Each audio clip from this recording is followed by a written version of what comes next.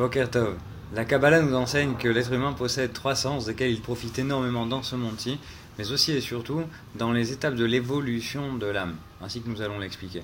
Le premier sens, le sens inférieur, on va dire, c'est le goût, la nourriture de laquelle se nourrit le corps, ce qui va permettre d'énergiser le corps et surtout de faire subsister l'âme dans le corps pendant notre durée dans ce monde-ci.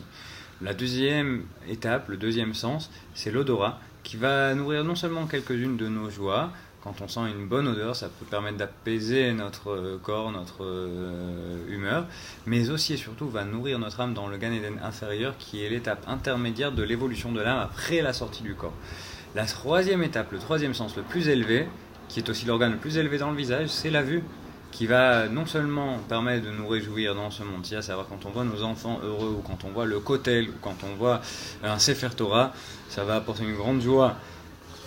à une grande émotion à notre corps, mais surtout nourrir notre âme dans le Gan Eden supérieur, qui est l'étape ultime de l'évolution spirituelle, ainsi qu'il est écrit dans le Midrash que les tzadikim sont assis dans le Gan Eden et elles se réjouissent de la vue de la Shrina. Ainsi, les sages nous ont instauré un cadre d'abord de brachot qui va nous permettre de cadrer ces sens-là dans la bonne direction et qui concerne non seulement le goût mais aussi l'odorat et la vue, et c'est pour ça qu'il est très important d'étudier ces brachot-là et de les respecter à la lettre pour en effet cadrer et diriger nos sens vers la bonne direction. La deuxième chose, c'est un vrai travail d'héroïsme et de rigueur, c'est de savoir utiliser ces sens vraiment à bon escient et de ne pas les employer un instant à mauvais escient, à savoir de se nourrir de ce dont on doit se nourrir, de sentir de bonnes odeurs et pas de mauvaises odeurs ou odeurs interdites, et de ne regarder que des choses qui nous sont nécessaires, positives, pas de regarder des choses interdites ou négatives qui pourraient nous entraîner à la tentation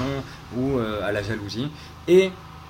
ainsi que l'on a expliqué, comme la vue est le sens le plus élevé, de la même manière qu'on fait attention de manger cachère, qui plus est, nous devons faire attention à ce qu'on sent, mais surtout à ce qu'on regarde.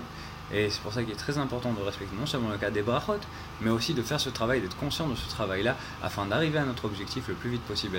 Bonne journée et que des bonnes choses.